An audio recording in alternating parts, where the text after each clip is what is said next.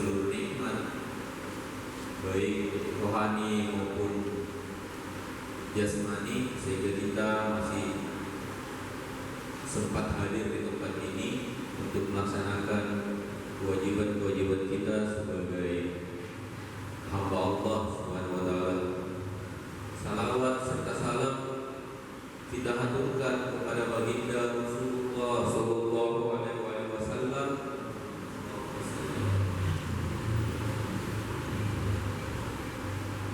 Beliau yang telah menghantar kita untuk mencapai Islam yang kita rasakan sampai Bapak Ibu jemaah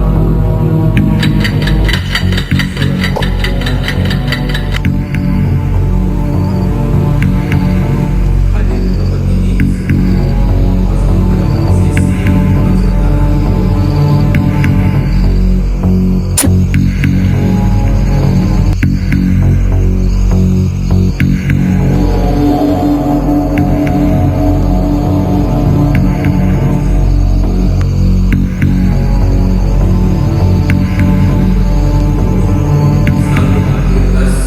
Masjid Al-Maghfirah bertanggal 29 Juli tahun 2022 sebesar Rp14.497.000. Pemasukan di Jumat tanggal 29 Juli tahun 2022 sebesar Rp675.000, dan isi kotak amal di beberapa titik yang disebarkan di wilayah sekitar Masjid Al-Maghfirah itu terbagi atas 6. Pertama, kotak amal di rumah makan Wayan atau Bapak Awaludin sebesar Rp678.000, di rumah Ibu Haji Santi sebesar Rp1.040.000, di rumah makan Salamae atau Mbak Sri sebesar Rp914.000,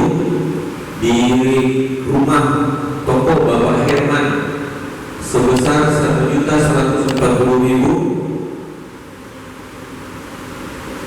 Di tanggal 1 bulan Agustus tahun 2022 isi kotak amal yang 3 kotak amal berikutnya di rumah Bapak Masar sebesar Rp995.000, Bapak Yudhoyono sebesar Rp143.000, dan Bapak Asrunas sebesar Rp293.000. Biaya-biaya yang dikeluarkan selama seminggu, yang pertama, Bapak Ibu, kami akan menyampaikan bahwa ada biaya santunan atau biaya sosial yang kami keluarkan di 2 minggu terakhir, itu terkait dengan wafatnya almarhumah Ibu Mosen Sugi.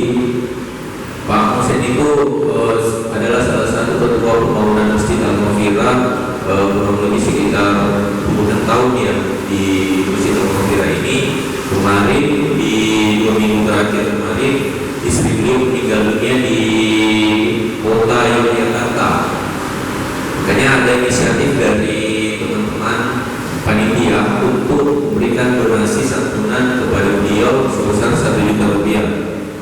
Yang kedua, insentif masjid untuk imam dan takmir sebesar Rp2 juta, dan biaya rutin yang dikeluarkan sebesar Rp475.000. Total pengeluaran Masjid Al-Maghfirah 1 minggu di Jumat sampai dengan Jumat hari ini itu sebesar Rp2.475.000, ditambahkan Rp1 juta dana sosial atau donasi kepada almarhumah Ibu Dahlia.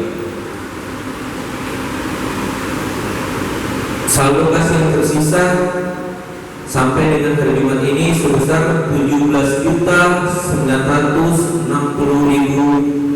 Rp17.965.000 kepada Bapak Ibu sekalian yang telah memberikan donasi, telah membantu dalam pembangunan Masjid Al-Maghfirah, bagi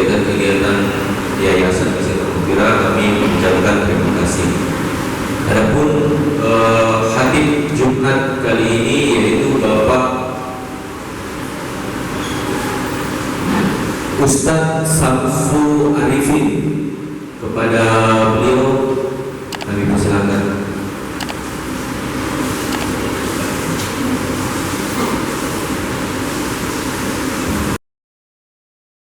Lahu bil huda wa dinil haqqi yudhhirahu 'ala ad-din kullih faman ihtada falinafsihi wa man dhalla 'alayha asyhadu an la ilaha illallah wahdahu la syarika lah wa asyhadu anna sayyidana Muhammadan 'abduhu wa rasuluh.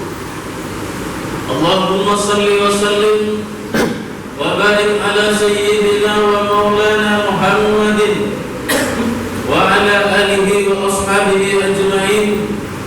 Amma ba'du, fa ya ayyuhan nas ittaqullaha haqqa tuqatih wa la tamutunna illa wa antum muslimun. Hadirin jamaah salat Jumat yang insyaallah dimuliakan oleh Allah.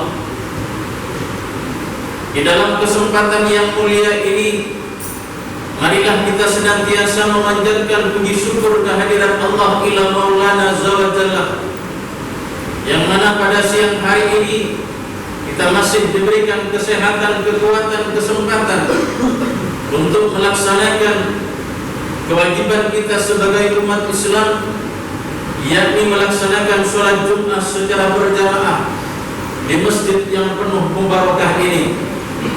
Salawat dan taslim mari kita haturkan kepada Habibullah Syafiullah, uswah kita, panutan kita, guru kita, yakni baginda Nabi Muhammad sallallahu alaihi wasallam, kepada keluarga, sahabat, dan kepada para pengikutnya sampai yaumul qiyamah.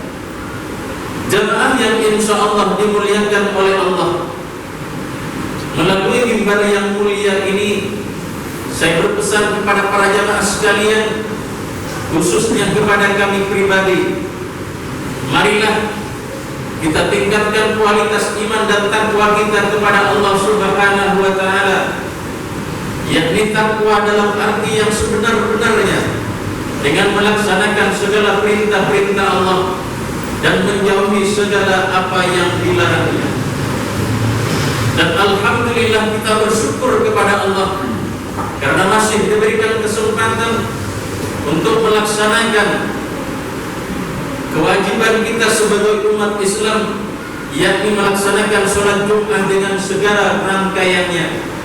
Mudah-mudahan ibadah yang telah kita laksanakan, ibadah yang sedang kita laksanakan, dan ibadah yang akan kita laksanakan mampu mengangkat derajat kita sebagai orang yang muttaqin.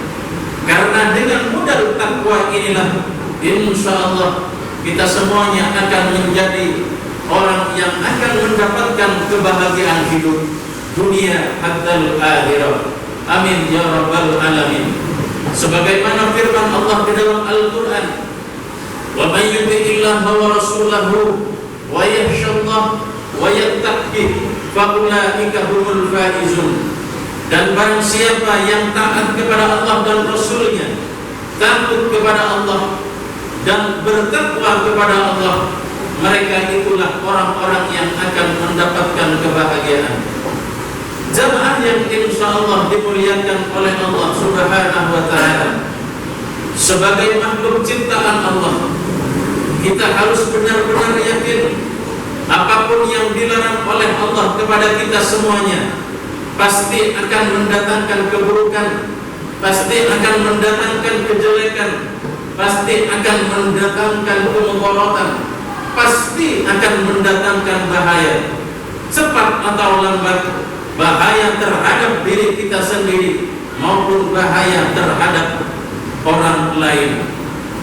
Begitu juga sebaliknya, kita harus benar-benar yakin apapun ibadah yang diwajibkan Allah kepada kita semuanya, kita harus benar-benar yakin bahwasanya ibadah itu akan mengandung kebaikan, akan mengandung kemaslahatan, akan mengandung kemanfaatan, akan mengandung kedamaian, cepat atau lambat terhadap diri kita sendiri maupun terhadap orang lain, maslahat di dunia maupun maslahat di akhirat. Ini yang harus kita yakini. Dengan kata lain, kita sebagai manusia harus berpikiran positif, berhusnudzon kepada Allah, berbaik sangka kepada Allah. Bukan sebaliknya, kita bersuudzon kepada Allah, berburuk sangka kepada Allah Subhanahu wa ta'ala. Maka untuk memantapkan keyakinan kita bahwasanya semua ibadah yang kita lakukan itu akan berdampak positif, akan berdampak baik terhadap kita umat manusia, maka kita harus mencari tahu dari pertanyaan, mengapa kita ini harus beribadah kepada Allah Subhanahu wa ta'ala. Ibadah adalah bentuk ketaatan seorang hamba kepada Tuhannya. Ibadah adalah bentuk loyalitas seorang manusia kepada Allah Subhanahu wa ta'ala. Ibadah adalah bentuk ungkapan rasa cintanya seorang hamba kepada Tuhannya. Ibadah adalah bentuk penyerahan diri seorang hamba yang dhaif, yang lemah, yang tidak punya kemampuan apa-apa kepada Allah yang maha perkasa, kepada Allah yang maha kuat. Dan ibadah adalah bentuk rasa syukur kita kepada Allah Subhanahu wa ta'ala atas segala nikmat-nikmat Allah yang telah diberikan kepada kita semuanya. Oleh sebab itu, apa sih maksud dan tujuan Allah mewajibkan kita untuk melaksanakan ibadah? Jamaah yang insya Allah dimuliakan oleh Allah, tujuan ibadah yang pertama tidak lain adalah untuk menjaga akal manusia. Akal adalah pemberian dari Allah yang sangat berharga. Akal tidak bisa dinilai dengan uang sekalipun. Akal tidak bisa dinilai dengan harta sekalipun. Karena dengan akal kita dapat memilah dan memilih mana yang benar, mana yang salah. Dengan akal kita dapat menentukan mana yang baik, mana yang buruk. Maka akal ini harus benar-benar kita jaga, harus kita lestarikan, harus kita tumbuh suburkan di dalam diri kita. Sebagaimana firman Allah di dalam Al-Quran, Inna syarrat dawabi indallahi summul bukmul ladzina la yaqilun. Sesungguhnya sejelek-jelek makhluk di sisi Allah adalah orang yang peka, yang tuli, yang tidak mengerti apapun. Jemaah yang insya Allah dimuliakan oleh Allah, maka dari ayat ini dapat kita simpulkan, kita sebagai manusia wajib untuk belajar, wajib menimba ilmu, untuk mencari ilmu, entah itu ilmu agama, entah itu ilmu-ilmu umum.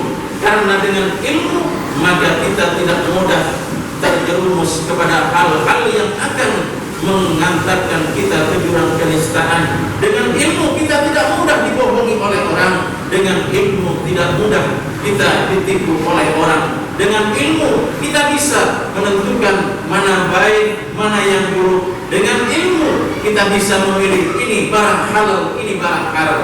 Maka ketika Allah menurunkan agama ke muka bumi ini yang diemban oleh baginda Nabi Muhammad SAW, mengharamkan kita sebagai umat manusia untuk mengkonsumsi makanan dan minuman yang dapat merusak akal, entah itu minuman keras, narkoba, morfin dan lain semacamnya.